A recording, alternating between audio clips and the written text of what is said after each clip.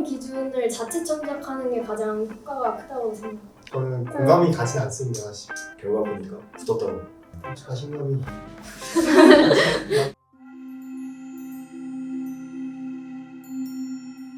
안녕하세요. 저는 건축공학과 2공학번 박근홍입니다. 안녕하세요. 저는 건축학과 2, 3학번 조대현입니다. 안녕하세요. 저는 2, 3학번 전자바이오 물리학과 최혜빈입니다.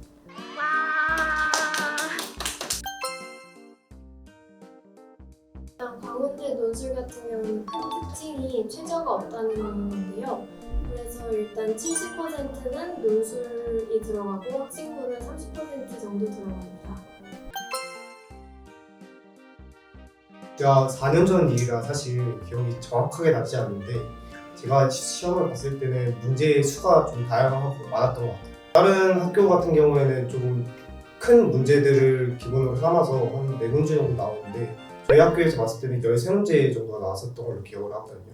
그 부분에서 좀 다른 학교와는 다르게 조금 더 넓은 방향성에서 수학을 배워야 되고 공부를 해야 되고 그 문제들을 얼마나 빨리 푸느냐가 좀 중점적이었던 것 같습니다. 제가 논술을 한 6군데를 다 봤었는데 광운대가 좀 특이했었어요. 광운대가 약간 광운대만의 특징이 있었는데 보통 다른 학교들은 개념 공부를 하고 그 개념 공부를 약간 변형하거나 아니면 어떻게 이용해서 이 답을 유출하는 과정을 쓰는 거였는데 광운대는 제가 몇 문제는 그런 문제들도 있었는데 광운대에서 한 두 문제 정도가 이제 다른 학교에서는 볼 수 없었던 그 문제였더라고요. 근데 거기서 이제 광운대학교 이제 논술을 보기 전에 모의 논술이랑 그 작년 기출을 풀어봤는데 그 모의 논술에서 이제 거의 비슷한 형태의 문제가 나와가지고 이제 잘 풀 수 있었습니다. 주로 증명이나 과정을 물어보는 문제가 많고 그래서 개념 공부가 중요하다고 생각합니다. 광운대 논술 큰 특징으로는 저는 고1 수학이 들어가는 거라고 생각을 하는데요. 그래서 고1 때 배웠던 나머지 정리나 아니면은 귀류법 이런 걸 보통 이제 수능 수학에서는 다루지를 않는데 이 귀류법 같은 경우는 이제 스스로 먼저 써봐야지 익숙해질 수 있는 거고 그래서 고1 수학 위주로 한번 다시 복습을 해보시면 좋을 것 같고요. 그리고 이제 다른 대학에서 나오는 것처럼 미적분 관련해서도 중요하게 나오기 때문에 그것도 한번 그 채점 기준을 보면서 연습해 보시면 좋을 것 같습니다. 논술을 정확하게 시작한 거는 고등학교 2학년 때부터 시작을 했거든요. 수학학원을 다니면서 논술 문제를 풀었고 그리고 수학학원에서 주는 문제뿐만 아니라 모의고사 문제들을 풀면서 이제 서술형식으로 어떻게 풀면은 내가 수능술을 잘 받을 수 있을까를 좀 많이 고민을 했던 것 같아요. 그리고 제가 정리한 수학 노트가 이제 시험을 보기 전에 기출 문제나 예를 들어서 이제 허수 부문에서 오메가 같은 경우 오메가 세제곱이 마이너스 1이다라는 이제 공식이 있었는데 그 공식을 활용을 해서 문제를 푸는 게 제가 시험을 봤을 때 나왔었던 것 같아요. 그런 이제 자신만의 정리 노트를 가져다가 공부를 했던 게 도움이 많이 됐던 것 같습니다. 저는 일단 수능을 3번을 봤는데요. 제가 학원을 1년 동안 다니고 따로 인강 같은 것도 보면서 이제 응시를 했어요. 그리고 3번째 때는 따로 학원 같은 걸 안 다니고 학교별로 나와 있는 기출 문제를 풀면서 공부를 하게 됐는데 근데 결과적으로 봤을 때는 인강 같은 게 크게 필요 없다고 생각을 하고 그리고 학원 같은 것도 크게 중요하지 않다고 생각하는데요. 자기가 이제 모르는 문제가 나왔을 때만 이제 인강을 보고 웬만하면 그냥 학교별로 나와 있는 채점 기준을 그냥 암기하는 게 가장 좋은 방법인 것 같습니다.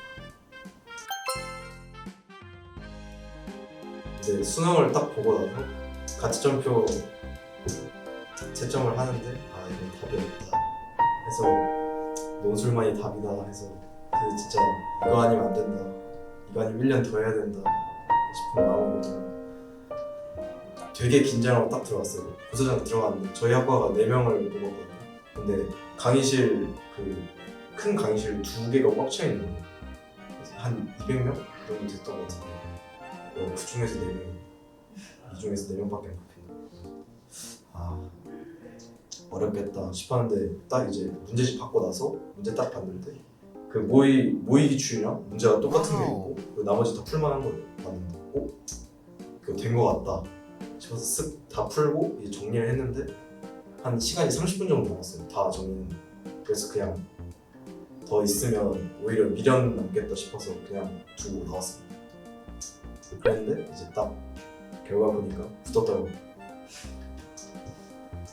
좋았습니다. 자신감이 많이 올라가는데 저도 방금 말씀해주신 것처럼 논술 보면서 이 많은 사람들 중에 과연 내가 붙을까 이런 현타를 많이 느꼈었는데 근데 이제 광운대 같은 경우는 시험을 되게 마지막 주에 봐가지고 이제 그런 현타는 다 사라지고 야 얘가 모르겠다 라는 심정으로 시험을 봤던 것 같고 그래서 그냥 보기 직전까지 잠을 잤거든요.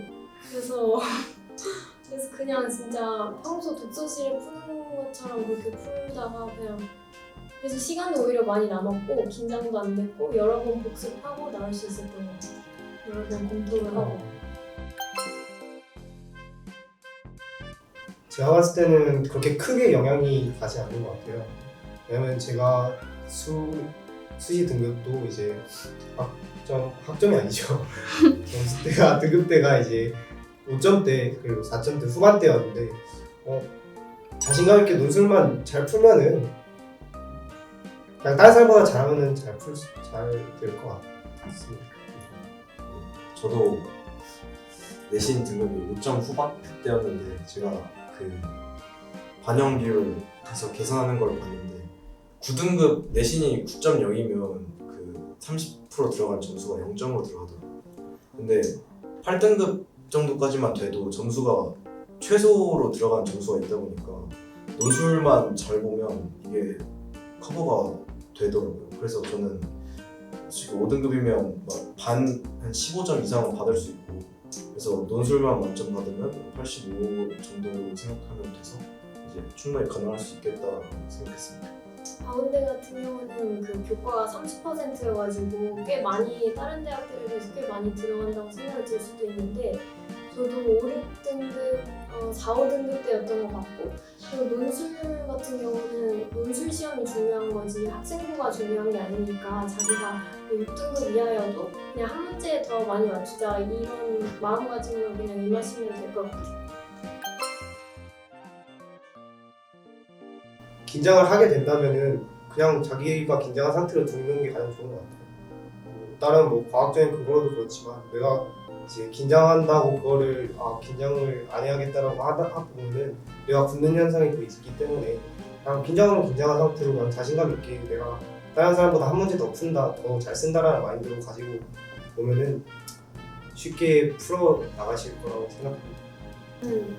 제가 일부러 긴장을 안 하게끔 만든 것처럼 잠을 자고 일부러 잠을 자기 위해서 많이 먹고 한 것처럼 그냥 자기한테 맞게 가장 편할 수 있는 환경을 생각해 보는 것도 좋을 것 같아요. 중요한 건 포기하지 않아요. 꺾이면 안 됩니다. 끝까지 파이팅!